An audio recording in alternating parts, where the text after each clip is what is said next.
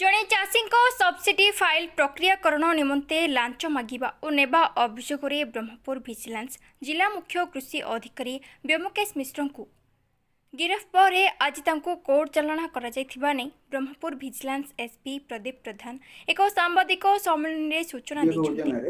ଗିରଫ ପରେ ବ୍ୟୋମକେଶଙ୍କ ଭୁବନେଶ୍ୱର ଓ ପୁରୀରେ ଥିବା ବାସଭବନ, ପୈତୃକ ଘର, କାର୍ଯ୍ୟାଳୟ ଓ କ୍ୱାର୍ଟର ସମେତ ବିଭିନ୍ନ ସ୍ଥାନରେ ଭିଜିଲାନ୍ସ ପକ୍ଷରୁ ଚଢ଼ାଉ କରାଯାଇ ଯାଞ୍ଚ କରାଯାଇଅଛି। ଘଟଣାରେ ଅଧିକ ତଦନ୍ତ ଜାରି ରହିଛି। ବ୍ରହ୍ମପୁର ନରସିଂହ ଡାକୁଙ୍କ ରିପୋର୍ଟ, ଭାଇରାଲ ନ୍ୟୁଜ୍।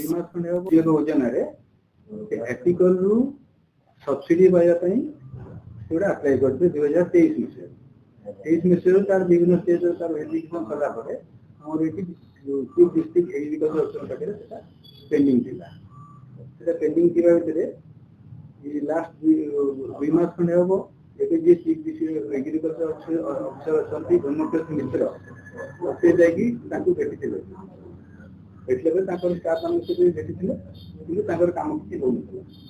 ଇଏ ଲାଷ୍ଟ 11 ତାରିଖ ଦିନ ସେ ସିଡିଓ ସେ ତାଙ୍କୁ ଡିମାଣ୍ଡ କରିଥିଲେ ଯେ କେବଳ ଫାଇଲଟା ପଠାଇବା ପାଇଁ 15,000 ଟଙ୍କା ଆଉ ସେଠୁ ଯାହା ସବସିଡି ଅଛି 40% ଟଙ୍କାର ତାଙ୍କର ଦେଇଥିଲେ ବିଲ୍ ଦେଇଥିଲେ ପାଖାପାଖି ସେଠୁ ଯାହା ବିଲ୍ ଆସିବ ସବସିଡି ସେଟା ପରେ ସେ କହିଲେ ତାପରେ ସେ କେତେ ଟଙ୍କା ତାଙ୍କ ଉପରେ ଇଏ କରିବେ। ବର୍ତ୍ତମାନ ସେ ଯେଉଁ ଫାଇଲ ପଠାଇବା ପାଇଁ ଯେଉଁ 15,000 ଟଙ୍କା କାଲି ସନ୍ଧ୍ୟାବେଳେ ନେଉଥିଲେ ସେତେବେଳେ ତାଙ୍କୁ